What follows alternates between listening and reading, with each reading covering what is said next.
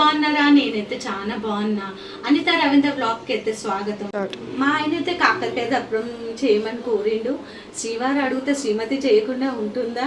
చలో స్టార్ట్ చేద్దాం.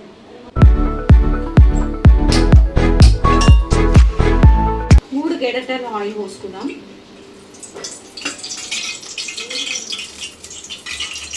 ఒకటే ఆనియన్,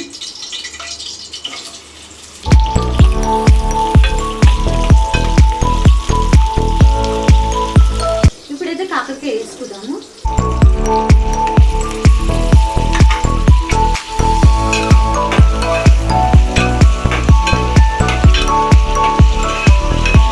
కాకరకాయ దప్పడానికి చూసారు కదా, నేను పెద్దగా కోసిన. కాకరకాయ దప్పడానికి బియ్యం నానేసుకున్నా అండి. ఇదిగోండి కొన్ని కాకరకాయ దప్పడానికి కొన్ని ధనియాలు, కొద్దిగంత గరం మసాలా. కాకరకాయ దప్పడానికి అయితే బియ్యము, ధనియాలు, గరం మసాలా మిక్సీ కొట్టుకుందాం. ఒక స్పూను ఉప్పు వేసుకుందాము, ఇది పెద్ద స్పూను.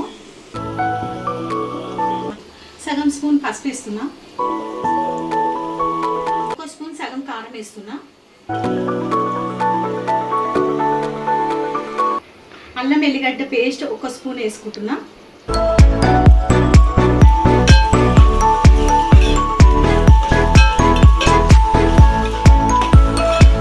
ఒక 9 పచ్చిమిరపకాయలు వేసుకుందాము.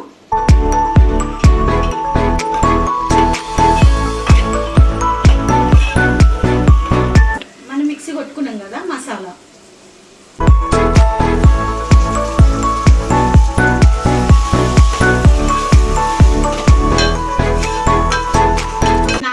చింతపండు నీళ్ళు,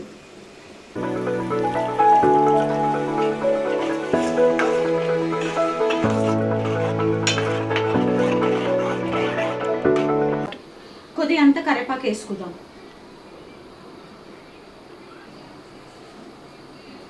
కొద్దిగా అంతా కొత్తిమీర,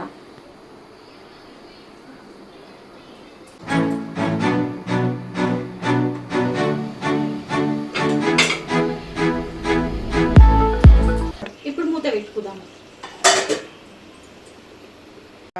ఎండాకాలం కదండి, బాగా ఉడకపోస్తుంది. మూత తీద్దామా?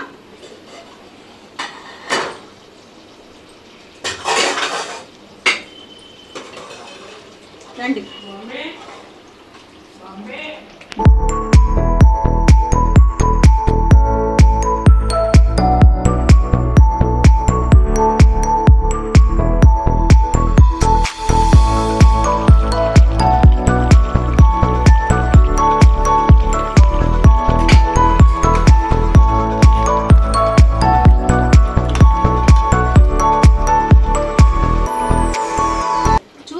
కాకరకాయ దప్పడం ఎలా అయ్యిందో, ఇట్లా రావాలి, నూనె పైకి తేలాలి, చాలా చాలా బాగుంటుంది. ఇప్పుడు మా ఆయన వచ్చే వరకు జొన్న రొట్టె చేసి పెట్టాలి.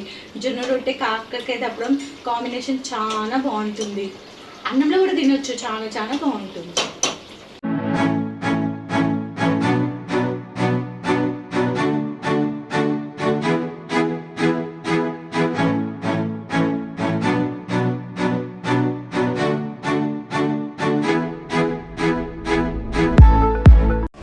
కాకరకాయ దప్పడం అందరికీ నచ్చింది అనుకుంటున్నాను. లైక్, షేర్, కామెంట్, సబ్స్క్రైబ్ చేయండి. మళ్ళీ కలుద్దాం. బాయ్.